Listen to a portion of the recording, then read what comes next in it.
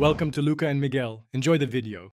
You will start by confirming prerequisites so you can move fast. Install Flutter SDK and Dart, then open VS Code or Android Studio. Run Flutter version and Flutter Doctor to reveal missing pieces. Once done, create a new project with Flutter Create My Lab app and immediately open it in your editor.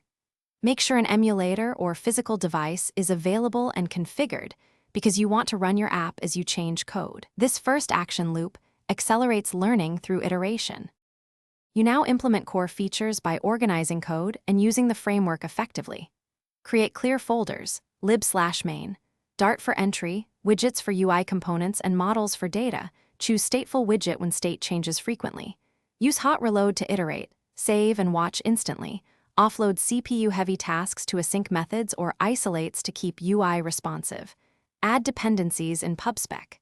YAML and run Flutter pubget. Then import and test each package.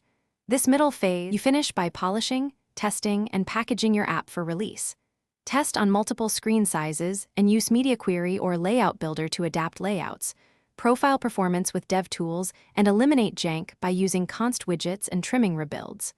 Once stable, run Flutter Build App or iOS and follow platform signing steps.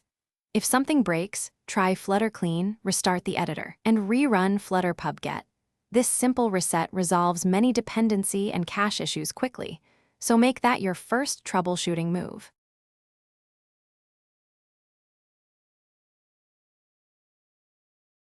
Thanks for watching and please subscribe.